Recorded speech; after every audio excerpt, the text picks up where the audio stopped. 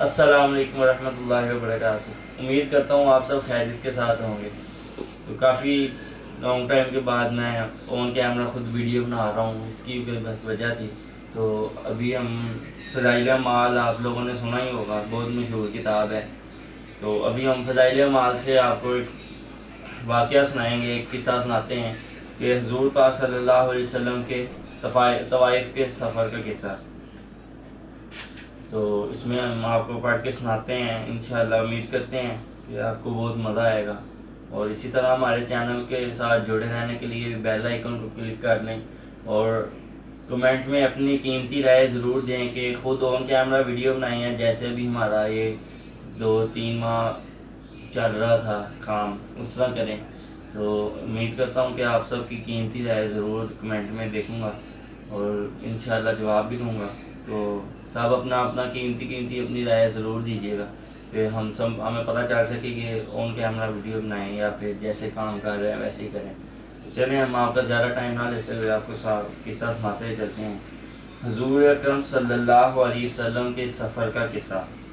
نبوت مل جانے کے بعد 9 برس تک نبی اکرم صلی اللہ علیہ وآلہ وسلم مکہ مکرمہ میں تبلیغ فرماتے رہے اور قوم کی ہدایت اور اصلاح کی کوشش فرماتے رہے، لیکن تھوڑی سی جماعت کے سوا جو مسلمان ہو گئی تھی اور تھوڑے سے ایسے لوگوں کے علاوہ جو باوجود مسلمان نہ ہونے کے آپ صلی اللہ علیہ وسلم کی مدد کرتے تھے۔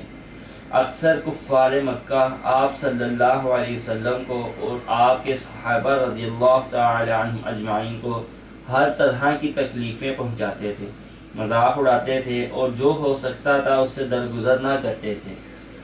حضور پاک صلی اللہ علیہ وسلم کے چچا ابو طالب بھی انہی نیک دل لوگوں میں تھے جو باوجود مسلمان نہ ہونے کے حضور اکرم صلی اللہ علیہ وسلم کی ہر قسم کی مدد فرماتے تھے۔ 10ویں سال میں جب ابو طالب کا انتقال ہو گیا تو کافروں کو اور بھی ہر طرح کھلے محال اسلام سے روکنے اور مسلمانوں کو تکلیف پہنچانے کا موقع ملا۔ حضور اقدس صلی اللہ علیہ وسلم اس خیال سے طوائف تشریف لے گئے کہ وہاں قبیلہ ثقیف کی بڑی جماعت ہے، اگر وہ قبیلہ مسلمان ہو جائے تو مسلمانوں کو ان تکلیفوں سے نجات ملے اور دین کے پھیلنے کی بنیاد بڑھ جائے۔ وہاں پہنچ کر قبیلہ کے 3 سردار جو بڑے درجے کے سمجھے جاتے تھے گفتگو فرمائی اور اللہ کے دین کی طرف بلایا اور اللہ کے رسول کی یعنی اپنی مدد کی طرف متوجہ کیا، مگر ان لوگوں نے بجائے اس کے کہ دین کی بات کو قبول کرتے یا کم سے کم عرب کے مشہور مہمان نوازی کے لحاظ سے مہمان کی خاطر مدارت کرتے صاف جواب دے دیا اور نہایت بے رخی اور بد اخلاقی سے پیش آئے۔ ان لوگوں نے یہ بھی گوارا نہ کیا کہ آپ صلی اللہ علیہ وسلم کو یہاں قیام فرما لیں۔ جو لوگ سردار سمجھ کر جن لوگوں کو سردار سمجھ کر بات کی تھی وہ شریف ہوں گے اور مہذب گفتگو کریں گے۔ ان میں سے ایک شخص بولا کہ آپ ہی کو اللہ نے نبی بنا کر بھیجا۔ دوسرا بولا اللہ کو تمہارے سوا اور ملتا نہیں تھا کہ جو رسول بنا کر۔ تیسرے نے کہا میں تجھ سے بات نہیں کرنا چاہتا، اس لیے کہ اگر تو واقعی ہی نبی ہے جیسا کہ تو دعویٰ کر رہا ہے تو تیری بات سے انکار کرنا مصیبت سے خالی نہیں، اور اگر جھوٹ ہے تو میں ایسے شخص سے بات کرنا نہیں چاہتا۔ اس کے بعد ان لوگوں سے نا امید ہو کر حضور اقدس صلی اللہ علیہ وسلم نے ان لوگوں سے بات کرنے کا ارادہ فرمایا کہ آپ صلی اللہ علیہ وسلم تو ہمت اور استقلال کے پہاڑ تھے، مگر کسی نے بھی قبول نہ کیا، بلکہ بجائے قبول کرنے کے حضور صلی اللہ علیہ وسلم سے کہا کہ ہمارے شہر سے فوراً نکل جاؤ اور جہاں تمہاری چاہت کی جگہ ہو وہاں چلے جاؤ۔ حضور اقدس صلی اللہ علیہ وسلم جب ان سے بالکل مایوس ہو کر واپس ہونے لگے تو ان لوگوں نے شہر کے لڑکوں کو پیچھے لگا دیا۔ آپ صلی اللہ علیہ وسلم کا مذاق اڑاتے، تالیاں پیٹتے، پتھر مارتے، حتیٰ کہ آپ صلی اللہ علیہ وسلم کے دونوں جوتے خون کے جاری ہونے سے رنگین ہو گئے۔ حضور اقدس صلی اللہ علیہ وسلم اسی حالت میں واپس ہوئے۔ جب راستہ میں ایک جگہ ان شریکوں سے اطمینان ہوا تو حضور صلی اللہ علیہ وسلم نے یہ دعا مانگی، اے اللہ تجھی سے شکایت کرتا ہوں میں اپنی کمزوری اور بے بسی کی اور لوگوں میں ذلت اور رسوائی کی۔ اے ارحم الراحمین تو ہی ضعفاء کا رب ہے اور تو ہی میرا پروردگار ہے۔ تو مجھے کسی کے حوالے کرتا ہے، کسی اجنبی بیگانہ جو مجھے دیکھ کر ترش روح ہوتا ہے اور منہ چڑھاتا ہے، یا کسی دشمن کے جس کو تو نے مجھ پر قابو دے دیا۔ اے اللہ، اگر تو مجھ سے ناراض ہے تو مجھے کسی کی بھی پرواہ نہیں، تیری حفاظت مجھے کافی ہے۔ میں تیرے چہرہ کے اس نور کے طفیل جس سے تمام اندھیریاں روشن ہو گئیں اور جس سے دنیا اور آخرت کے سارے کام درست ہو جاتے ہیں، اس بات سے پناہ مانگتا ہوں کہ مجھ پر تیرا غصہ ہو یا تو مجھ سے ناراض ہو۔ تیری ناراضگی کا اس وقت تک دور کرنا ضروری ہے جب تک تو راضی نہ ہو جائے۔ نہ تیرے سوا کوئی طاقت ہے نہ قوت ہے۔ مالک الملک کی شان قہاری کو اس پر جوش آنا ہی تھا کہ حضرت جبرائیل علیہ السلام نے آ کر سلام کیا اور عرض کیا کہ اللہ تعالیٰ نے آپ کے قوم کی وہ گفتگو جو آپ سے ہوئی سنی اور ان کے جوابات سنے، اور ایک فرشتہ جس کے متعلق پہاڑوں کی خدمت ہے آپ کے پاس بھیجا ہے کہ آپ جو چاہیں اس کو حکم دیں۔ اس کے بعد اس فرشتہ نے سلام کیا اور عرض کیا، جو ارشاد ہو میں اس کی تعمیر کروں گا۔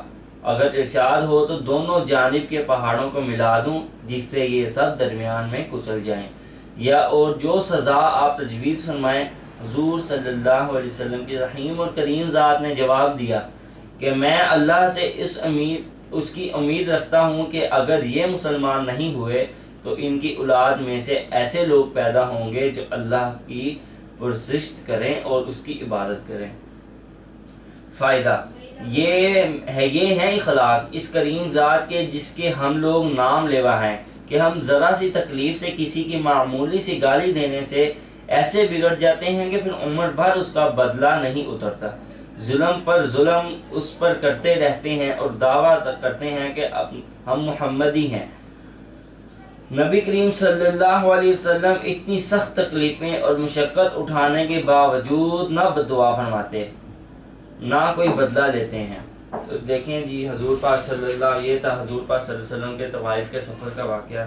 دیکھیں حضور پاک صلی اللہ علیہ وسلم ہمارے کتنی انہوں نے مشقتیں برداشت کی، آپ نے بھی دیکھا کہ وہ جن کے پاس گئے تھے مدد لینے کے لیے، ان کو سردار سمجھ کے گئے تھے کہ یہ سردار ہیں، بڑے ہیں، عزت سے بات کریں گے، انہوں نے لڑکے پیچھے لگا دیے، نوجوان لڑکے پیچھے لگا دیے پتھراؤ کے لیے، کتنی مشقتیں کی، پتھر سے ان کے جوتے خون سے لال ہو گئے۔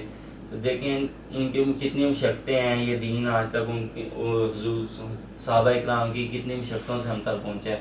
تو اب ہم اس دین کو اپنے آپ میں کیسے اپنا لیں، ہم کیسے دیکھنے والے بن جائیں کہ یار یہ ہم جدھر سے گزرتے ہیں نماز کے لیے، جو یہاں پہ جاننے والے ہمارے ہیں، جو نہیں جاننے والے ان کو ہم کیسے دعوت دینے والے بن جائیں، کیسے یہ دین ہم جیسے صحابہ اکرام دیکھیں کتنے صحابہ اکرام تھے، اب چند صحابہ ہیں جن کی قبریں صرف سعودیہ میں ہیں، باقی دیکھیں کدھر پھیلے ہوئے ہیں، چین میں ہیں، جاپان میں ہیں، پاکستان میں ہیں، کتنے اس وقت میں تو آپ سب یہ بھی جانتے ہیں اس وقت میں تو کوئی اتنی سہولیات بھی نہیں ہوتی تھی۔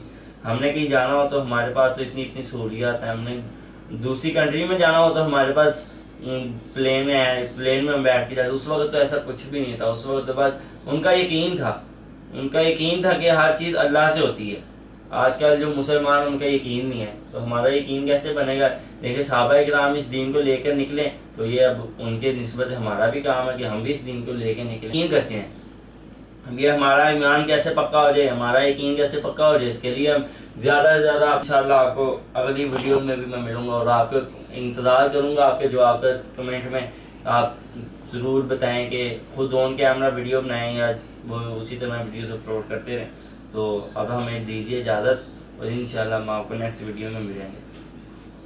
تو یہ جو ہم نے واقعہ ابھی پڑھا ہے، یہ واقعہ فضائل اعمال، یہ آپ کو کسی بھی مکتب سے مل جائے گی، ڈائمنڈ جائیں تو عام ہوتی ہے، ویسے ادھر بھی ہر مکتب میں یہ فضائل اعمال تو ضروری ہے، آپ کی مسجدوں میں پڑھی ہوگی۔ آپ اگر یہ واقعہ پڑھنا چاہیں تو یہ فضائل اعمال کے اندر آپ کو بھی پتہ ہوگا کہ 7-8 حصے ہوتے ہیں۔ تو اس میں تو یہ حکایت صحابہ کا پہلا واقعہ تھا جی، پہلے نمبر والا واقعہ ہم نے پڑھا ہے، پیج نمبر 11 میں ہے، باب نمبر 1 کا پہلا واقعہ۔ تو اگر یہ آپ پڑھنا چاہیں تو یہ آپ فضائل اعمال کسی سے کہیں سے بھی پرچیز کر سکتے ہیں، تو اس میں اگر پرچیز کرنی ہے تو میں تو پرچیز کر کے لایا ہوں، تو اس میں 3 کوالٹیاں تھیں اس وقت، 280 روپے کی تھی ایک 650 روپے کی تھی، ایک 450 روپے کی تھی۔ تو یہ آپ کو کسی بھی مکتب سے مل جائے گی۔ تو اس میں آپ پیج نمبر 11 باب نمبر 1 کا پہلا باب پہلا ہے، آپ اس میں سے پڑھ سکتے ہیں۔